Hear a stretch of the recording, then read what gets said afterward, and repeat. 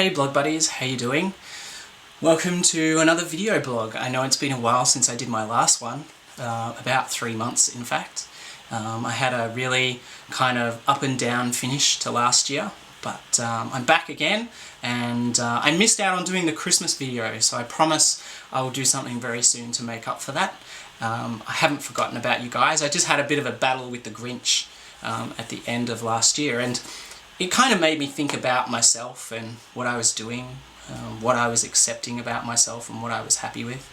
And it made me decide that one of my resolutions for this year will be to accept who I am and to accept myself more and what I have to give. You might ask why, and I guess, it needs a little bit of explaining. The first thing is that I want to accept my mixed heritage a lot more. My father was, or is, Malaysian, and my mother's family is European, going back to England. And for a long time I've struggled with my mixed looks, particularly the Asian parts of my looks. And the reason for that is because a lot of the time when I was going out dating, or if I was on sites like Manhunt or Grindr and things like that, the question would always come up, are you Asian? And you always see in the little profile lines, not into Asians, no Asians. And so it made me feel, as part Asian, quite rejected. There'd be times when I would be chatting to people and they'd be like, oh, you're so hot, you're so hot. And then they'd say, you say you're mixed, what's your heritage? And I'd say, well, I'm Eurasian. And they'd be, oh, sorry, I'm not into Asians. Even though I was born in Australia, I've lived my whole life here and I think of myself as an Aussie boy. And it's not just my experience either. I've met other guys who have mixed heritage, who experience the same thing. I don't want to get into a debate about sexual racism and sexual politics. That's not what this talkie blog is about. But what I do want to talk about is the things that make us different, that make us unique. So firstly, my Asian heritage. And that was part of the reason for the blonde hair, is I, for a very long time, tried to make myself look more and more Western. And when I had blonde hair, people found it very hard to pick the fact that I was of mixed race. Then the next thing is my freckles. I used to hate my freckles.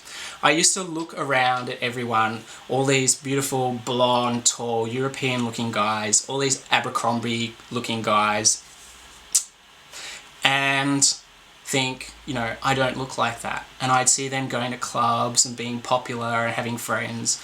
And when I first started going out on the scene, I didn't have any friends. I went out for 4 weeks on my own before anyone even said a word to me. The first person I tried to pick up turned out to be a short blonde lesbian that I thought was a twink. So I really didn't have a great experience. And my freckles were one of those things that stood out, that made me different, and so I hated them. I really didn't like them. So they're just 2 examples. There are others, but I want to keep this video short. And the point I want to make is that over the last 3 or 4 months, I've really experienced quite the opposite of my initial experience on the scene. People are saying, oh, what's your heritage? Wow, we love your look. People are saying, we love your freckles, we love your freckles, we love the way you look. Asian mix, oh, mixed guys are so hot, mixed guys are the best, And some of it's come from blog buddies, some of it's come from people I've met, some of it's come from friends. And slowly, I've begun to realise that it's the things that make us unique, the things that make us stand out, that we quite often dislike about ourselves because it makes us feel like we're outside the group. But usually those are the things that make people notice us and make people really appreciate us for being individuals. How many times have we heard the term ABBA-zombie, or, oh, they all look the same, or they all come out of a cookie cutter, and how many times is it that, when you think back, have the things that have made you a little bit different made someone notice you?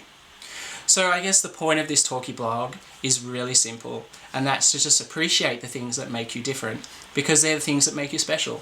And I'm going to start doing that more and more.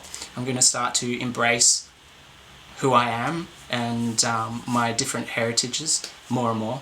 And I hope that this blog is useful for you guys too. I hope you enjoy it.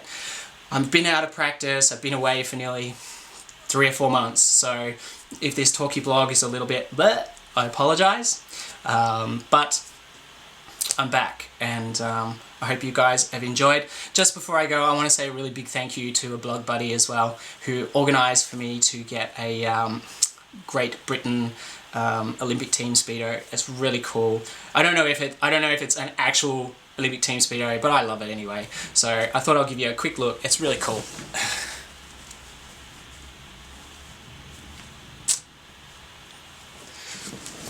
There you go. So it's summer here and the speedo weather is around, and they're going to be coming out.